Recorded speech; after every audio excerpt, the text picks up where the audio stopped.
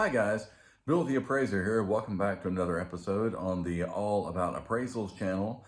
And the topic today, I've kind of talked about this a little bit in the past, but the topic is different types of appraisals. And there's different ways to define that. Excuse me. In the past, I think I talked about how you've kind of got the classic, three or four, the boots on the ground, appraiser comes in, does a whole 9 yards, photos, sketch, everything else. A 1004 is how we refer to that, the URAR, the Uniform Residential Appraisal Report. At least that's the way it stands today. And that used to be the default for anytime anybody needed an appraisal, and that is no longer the case. We'll talk about that, if not in this video, in another video. There's also an appraisal that's referred to as a drive-by, where the appraiser literally, pulls up in front of the house, takes a picture of the front of the house, and then uses that information. If it looks okay from the outside, everything else is assumed to be okay, and they run with that, use online information, and do the appraisal that way. And historically, there's always been something called a desktop, which basically meant that, the appraiser didn't even drive by the property. They just pull up the information in public record, use what's there, and do an appraisal on that. Now, with modern technology and everything else, in the last couple of years, a couple of offshoots of those things have come up, which is called a hybrid or bifurcated or bifurcated, whatever the right pronunciation is.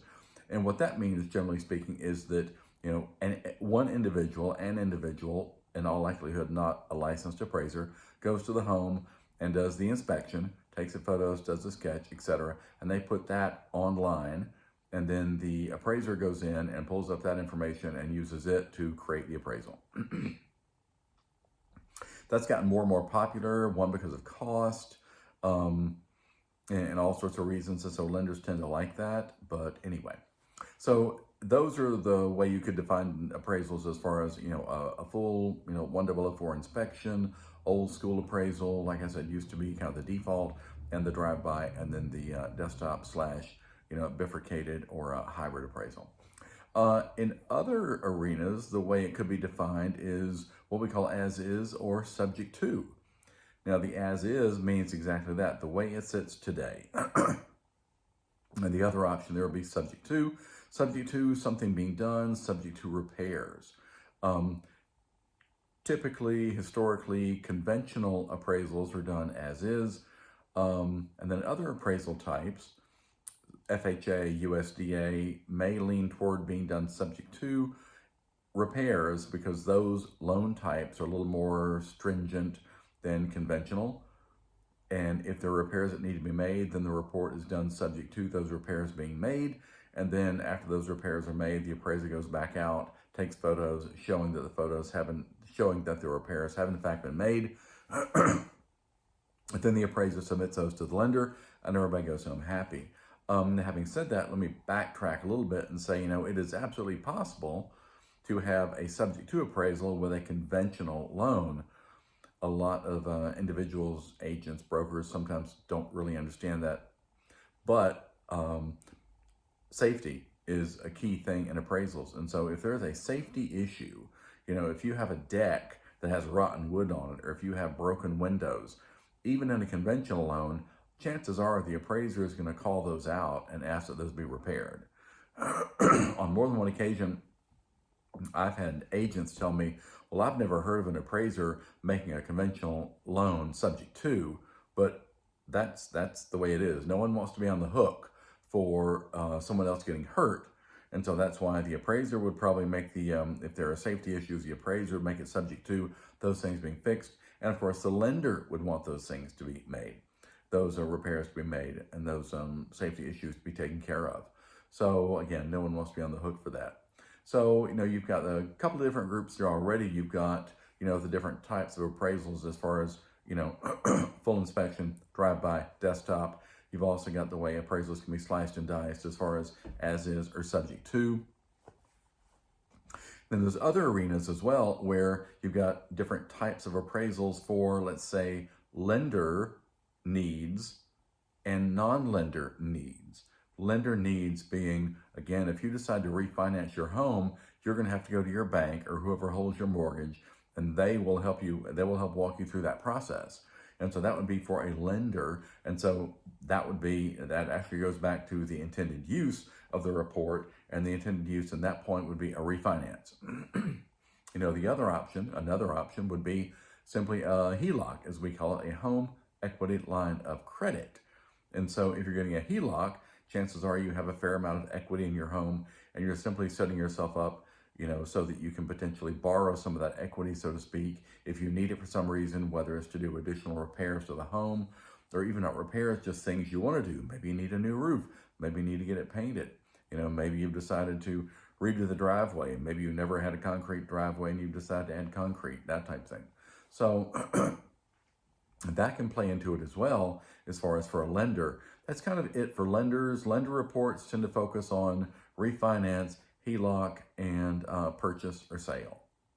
Non-lender could be a variety of things. Could potentially be a tax issue, where sometimes people feel like, their property has been reassessed, and they feel like, oh no, I know my property can't possibly be worth that much.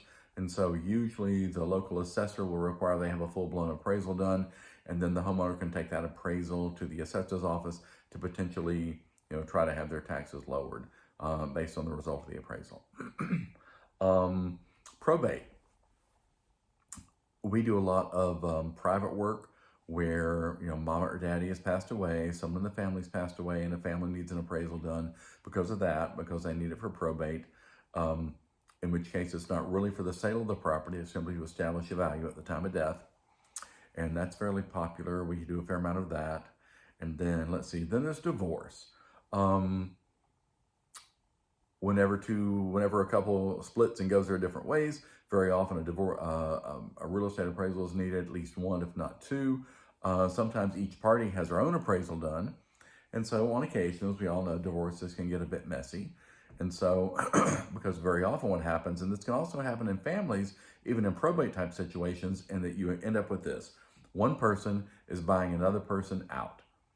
And so the person who is being bought out, needless to say, would like to see the appraisal come in higher. The person who is doing the buying out, needless to say, would like to see the appraisal come in lower. The appraiser, that's the whole point of the appraiser's role, and their reason to be is they are the impartial, unbiased, disinterested third party. No dog in the fight, no skin in the game. They don't really care what it appraises for. All they want to do is establish a credible estimate of value based on the current market comparables. And so that's why I'm saying very often in divorce, you'll have a couple of appraisals done. The husband and the wife both have an appraisal done, and then up to the judge to decide if they're going to just average those and go with that number. Sometimes even a third appraisal is done.